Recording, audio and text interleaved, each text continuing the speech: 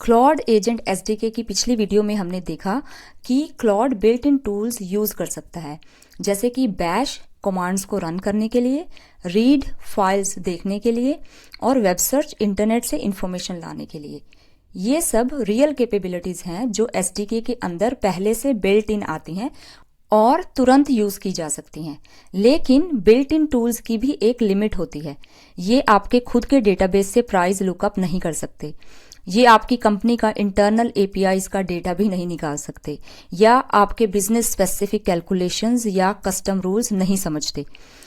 और जब बात आती है आपके खुद के सिस्टम्स, डेटा और बिजनेस लॉजिक की, तब आपको कस्टम टूल्स की ज़रूरत पड़ती है। ये वीडियो इसी के बारे में है। हम समझेंगे कि कस्टम टूल्स एक्चुअली होते क्या हैं और एसडीके आपको इन प्रोसेस टूल्स बनाने की फैसिलिटी क्यों देता है, और अपनी पाइथन फंक्शन को क्लॉड के साथ कैसे कनेक्ट करते हैं ताकि क्लॉड उसे बिल्कुल वैसे ही कॉल कर पाए जैसे हमने वीडियो 1 में बैश, रीड और वेब सर्च को कॉल किया था। इस वीडियो में हम स्क्रैच से एक कैलकुलेटर टूल बनाएंगे जो ऐड करेगा, मल्टीप्लाई करेगा और देखेंगे कि गलत इनपुट आने पर क्या होता है। लेकिन कोड लिखने से पहले एक इम्पॉर्टेंट कॉन्सेप्ट समझना ज़रूरी है, वो है इन प्रोसेस टूलिंग, क्योंकि ज़्यादातर रियल वर्ल्ड एजेंट्स में यही अप्रोच सबसे यूज़फुल होती है। तो कोड लिखने से पहले हम समझते हैं कि इन प्रोसेस एक्चुअली होता क्या है। इन प्रोसेस का मतलब है कि आपका टूल उसी पाइथन प्रोग्राम के अंदर रन करता है जिसमें आपका एजेंट रन कर रहा है। सेम प्रोसेस है, सेम मेमोरी है और बीच में कोई नेटवर्क या कम्युनिकेशन बाउंड्री नहीं है। दूसरा ऑप्शन होता है कि आप एक सेपरेट एमसीपी सर्वर रन करें। उस केस में टूल एक अलग प्रोग्राम के रूप में रन करता है। एजेंट और टूल एक दूसरे से वैसे कम्युनिकेट करते हैं जैसे दो अलग अलग एप्लीकेशंस आपस में बात करते हैं, मैसेजेस भेजते हैं, रिस्पॉन्सेज रिसीव करते हैं, चाहे दोनों आपकी मशीन पर ही रन क्यों ना कर रहे हों। लेकिन इन प्रोसेस अप्रोच में ये सारी कॉम्प्लेक्सिटी गायब हो जाती है। आपका टूल बस एक नॉर्मल पाइथन फंक्शन होता है, वही सेम फाइल के अंदर और उसी सेम प्रोसेस के अंदर। क्लॉड जब टूल कॉल करता है, जो प्रैक्टिकली एक नॉर्मल फंक्शन कॉल ही एग्जीक्यूट होती है, ना मैसेजेस भेजने पड़ते हैं, ना अलग सर्वर स्टार्ट करना पड़ता है और ना ही कोई सेकंड एप्लीकेशन मेंटेन करने की ज़रूरत पड़ती है। बस इतना ही आइडिया है और इसी सिंप्लिसिटी की वजह से ज़्यादातर कस्टम टूल्स के लिए इन प्रोसेस अप्रोच सबसे प्रैक्टिकल चॉइस होती है। अब देखते हैं कि रियल कोड में ये कितना यूजफुल है। नॉर्मली एमसीपी सर्वर्स अलग प्रोसेसेस के रूप में रन करते हैं। आपका एजेंट उनसे stdin, stdout या फिर http के थ्रू बात करता है।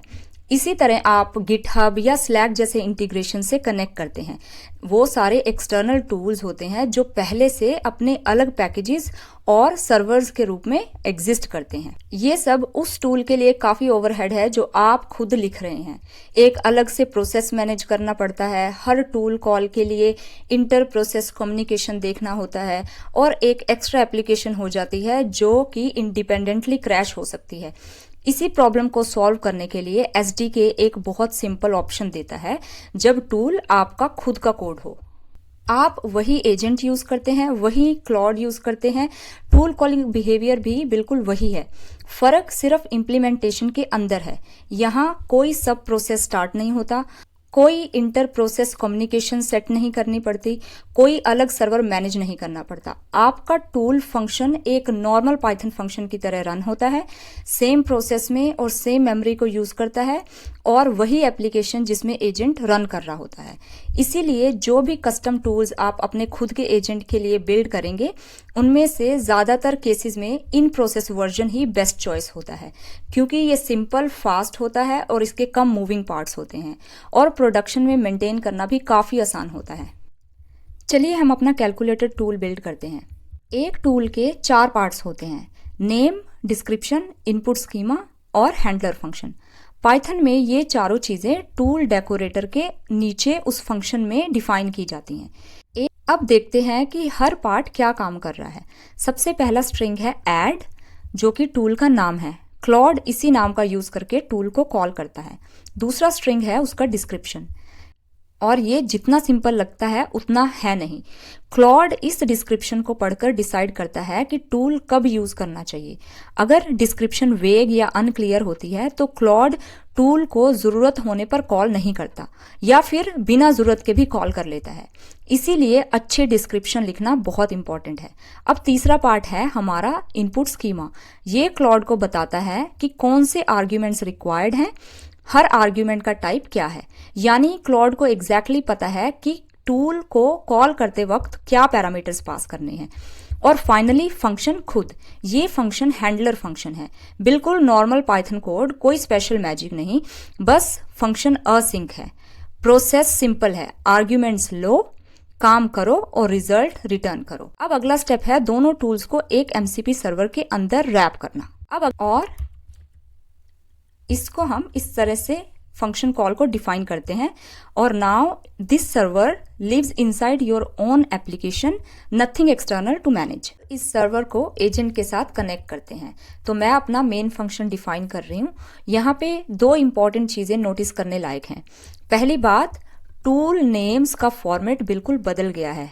जब हमने टूल डिफाइन किया था तो उसमें सिर्फ ऐड नाम दिया था, लेकिन अलाउड अंडरस्कोर टूल्स में वो इस तरह दिख रहा है, MCP __ कैलकुलेटर __ ऐड। ये टूल का फुली क्वालिफाइड नेम है। फॉर्मेट कुछ ऐसा होता है, MCP __ फिर सर्वर का नाम जो कि कैलकुलेटर है और फिर टूल का नाम जो कि हमारा ऐड है, और इन सबको डबल अंडरस्कोर से ज्वाइन किया जाता है। सर्वर नेम कैलकुलेटर इसलिए इंपॉर्टेंट है क्योंकि ये क्लॉड को बताता है कि ये कैलकुलेटर सर्वर का ऐड टूल है। अगर किसी और सर्वर पर भी ऐड नाम का टूल हो तो दोनों में कंफ्यूजन नहीं होती। दूसरी इंपॉर्टेंट बात अलाउड अंडरस्कोर टूल्स के बारे में है। ये डिसाइड नहीं करता कि टूल एग्जिस्ट करता है या नहीं। टूल को अवेलेबल बनाने का काम पूरा ही MCP _ सर्वर्स कर चुका है। अलाउड _ टूल्स का काम सिर्फ इतना है कि टूल को प्री अप्रूव कर देना, ताकि क्लॉड जब उसे कॉल करना चाहे तो बीच में परमिशन प्रॉम्प्ट ना आए। तो चलिए इसको रन करते हैं।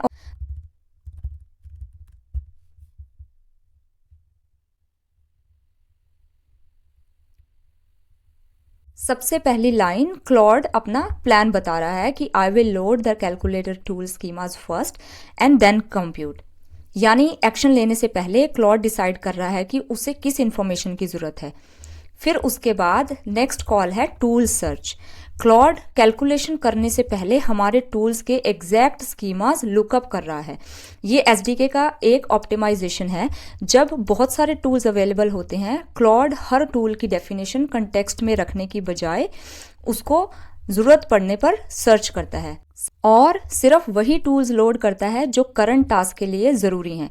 यानी मेमोरी और कंटेक्स्ट दोनों एफिशिएंटली यूज होते हैं। अब एक्चुअल काम शुरू होता है। सबसे पहले MCP _ कैलकुलेटर _ ऐड कॉल होता है। आर्ग्यूमेंट्स होते हैं A47 B89। टूल एग्जीक्यूट होता है और रिजल्ट वापस आता है जो कि है 136। उसके बाद क्लॉड सेकेंड टूल कॉल करता है जो कि MCP _ कैलकुलेटर _ मल्टीप्लाई है। आर्ग्यूमेंट्स है 136 और 3। ध्यान दीजिए, यहाँ 136 कोई वैल्यू नहीं है जो हमने मैनुअली टाइप करी थी। ये पहले टूल कॉल का एक्चुअली आउटपुट है। क्लॉड ने पहले रिजल्ट को लिया और उसे नेक्स्ट टूल के लिए इनपुट के रूप में पास किया। फिर सेकंड रिजल्ट आता है जो कि है 408, और सिर्फ तब जब दोनों रियल रिजल्ट्स उसके पास आ जाते हैं क्लॉड फाइनल आंसर देता है। यही एक्चुअल प्रूफ है कि कस्टम टूल्स कैसे काम करते हैं। हमारी खुद की पाइथन फंक्शंस जो कि ऐड और मल्टीप्लाई हैं बिल्कुल वैसे ही कॉल हुई हैं जैसे कोई बिल्ट इन टूल कॉल होता है।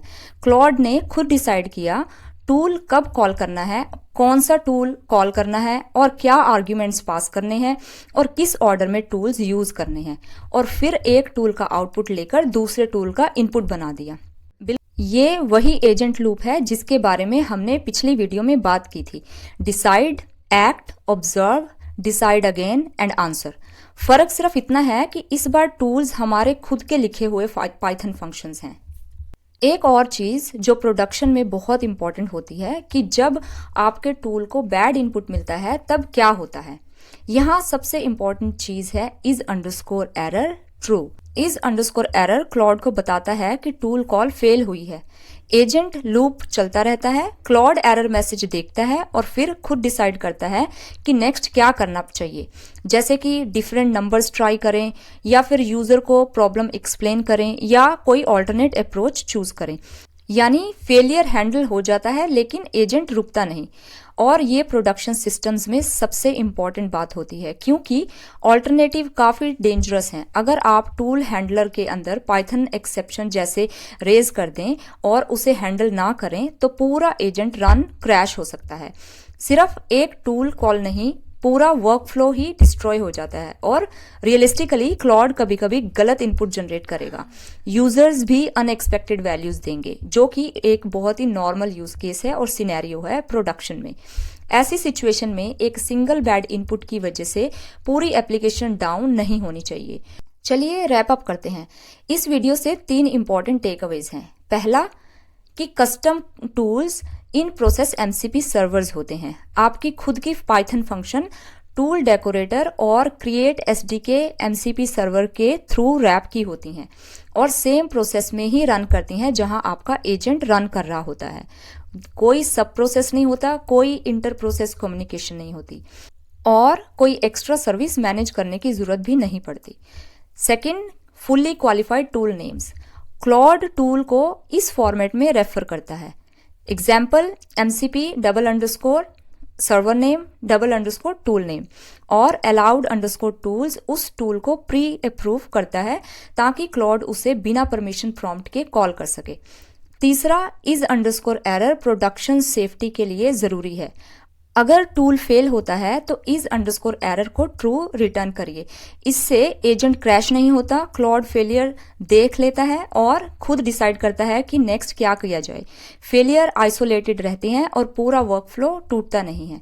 अगली वीडियो में हम कवर करेंगे हुक्स, यानी एजेंट को किसी डेंजरस एक्शन को एग्जीक्यूट करने से पहले कैसे रोका जाता है, एक रियल वर्ल्ड एग्जाम्पल के साथ जहां हम एक डिस्ट्रक्टिव बैश कमांड को एग्जीक्यूट होने से पहले ब्लॉक करेंगे। So I'll see you in the next video.